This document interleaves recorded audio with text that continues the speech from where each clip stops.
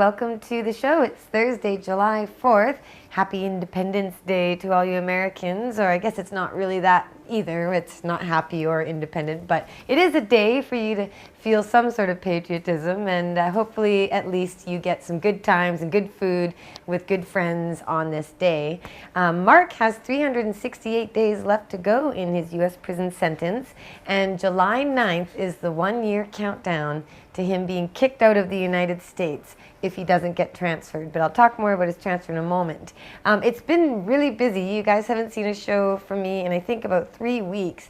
It was June 14th when I did my last show.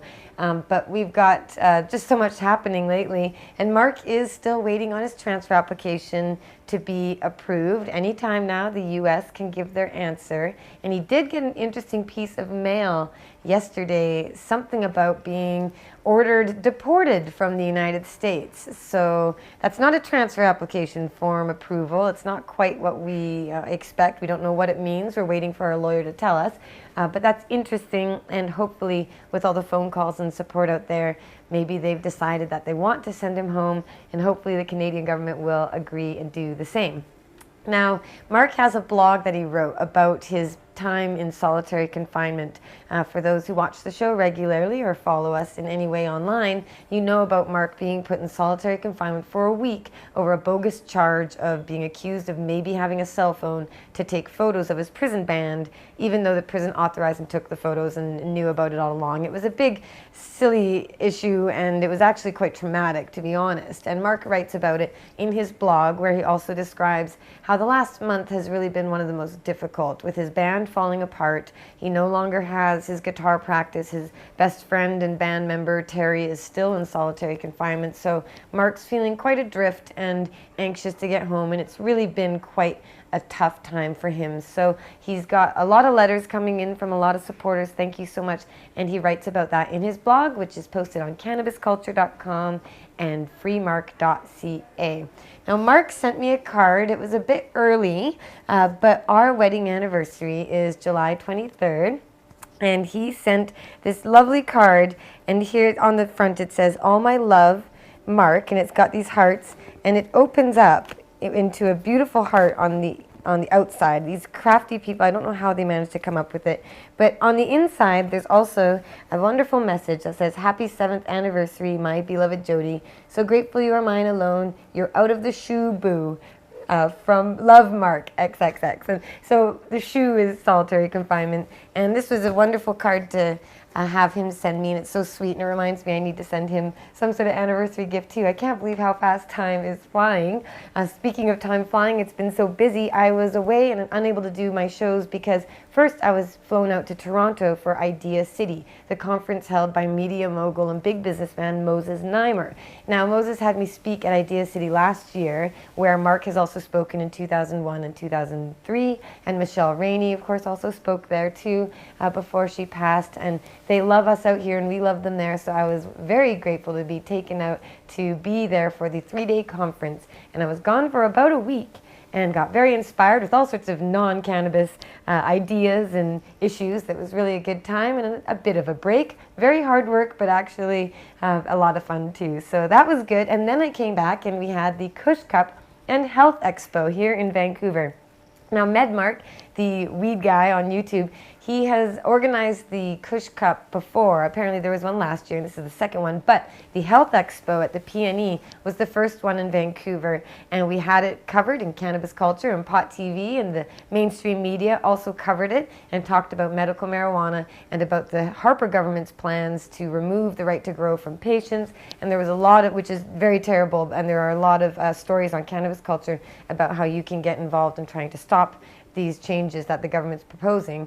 But the expo and the Kush Cup were a lot of fun, got a lot of press. We had celebrities and performers in town making it a good time, and that happened over a few days, and it was followed up by Cannabis Day. Canada Day, we have the Cannabis Day rally here, and it's all organized in-house. It was done with Greg Williams here and Jeremiah Vandermeer, Cannabis Culture. They made it happen, and that was a fantastic event. It was very laid back. It unfolded so smoothly from my point of view, and I think everyone else out there had a great time too. So that was our little patriotic day of celebration with Cannabis Day, and you'll be able to see all sorts of videos and photos and more posted at Pot TV and Cannabis Culture, of course. We'll be bringing that all to you. And also coming up, I don't have a copy of it. It's being printed right now. I was interviewed and photographed in a fashion spread for a magazine in town here called Fresh Vancouver Magazine. And the interview is about Mark and about prohibition and marijuana legalization. And there's a lot of stuff I got in there with our message. And they said that it was a bit of a they had to be a bit brave to write about this issue, but they wanted me to help deliver the message to their audience, which is mostly women in the Lower Mainland, and I am very excited. The cover looks lots of fun. I had balloons. Anyway, you can see it there, but I'll show you guys a copy next week when I get a physical copy in the mail from them. So I'm just very grateful to have any opportunity to get in the media or in front of any audience to share the message. And we have more and more people coming on board all the time who are comfortable with legalization and drug policy reform. And it's exciting to see all of these connections and networking going on between people who are from very different areas in life but are coming together to make a difference. I think the momentum is on our side. The government, however, and the police are not, and that's a problem. But we still have lots of fun stuff going on. This weekend is the Glass Gathering. It's held by Red Beard, just 3 hours north of Vancouver here, up in the beautiful mountains. And Jeremiah Vandermeer and Pot TV will be there, Cannabis Culture, covering all of it, of course, as we try to do with everything going on in the cannabis world. So you can tune in at pot.tv and cannabisculture.com, check out everything that's going on there. And of course, plan your trip next summer to be in Vancouver at this time of year and head up to the Glass Gathering, where a bunch of glass blowers come together and create beautiful works of art and of cannabis smoking paraphernalia, of course, part of our culture and what we like to celebrate. Now, I'm going to be taking off tomorrow to go visit Mark. My poor boo, he hasn't seen me. I don't mean to laugh because it's not funny, but the poor guy has been so brave. I can't believe how fast time has flown by, and I've only seen him for 90 minutes in the last 2 months. That's crazy. I can't believe how much time has flown by. And for me, I've been busy, so it's gone by quickly. For him, it's been very difficult. I usually see him every other weekend. So that one visit we got for only 90 minutes when he was in solitary confinement, and it was a horrible visit, and we were both totally distressed. That's the only time I've seen him recently, so we're both really looking forward to this weekend, having our 2 days together, 6 hours each day, getting to hold hands. Even though they've put in some stupid rules, he's not allowed to stand up from his seat for the whole time that we're there, except to get the photos taken. And there's just all sorts of silly things they're doing there that are really frustrating. But hopefully he's getting kicked out of the U.S. soon and brought here to Canada, brought home where he belongs. And on that end, I hope you guys will call and write letters to ask the U.S. government and the Canadian government to approve Mark's transfer application. We still need lots of support, and you can send it our way and send it out there to them to get him home to us. So go to freemark.ca, and on the front page, the addresses and phone numbers are there. And please be polite when you ask them to send him home, because we really want them to do it. We don't want them to be angry at us, and that's the way we should deal with everybody when we're working as activists to further our cause and message. So I'm not going to do the Free Mark t-shirt stuff anymore. I'm going to try and catch up on a lot of them that aren't sent out. And I just want you guys to know that I really appreciate all of your support for Mark.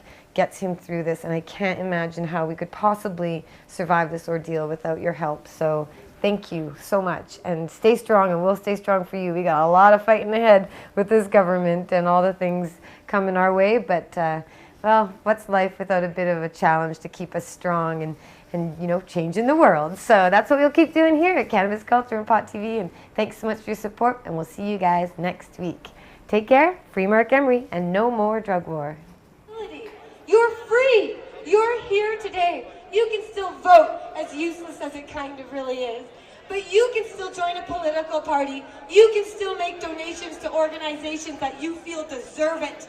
You can still write letters to newspapers and talk to your friends and come to rallies like this and hold your signs and flags high and say that you're not going to be afraid, that you are going to use your freedom, your responsibility, while others have to rot away in prison. You owe it to them, and they deserve to have you working for them to fight for their freedom and fight for freedom for everybody, so nobody goes to prison for cannabis or peaceful activities ever again.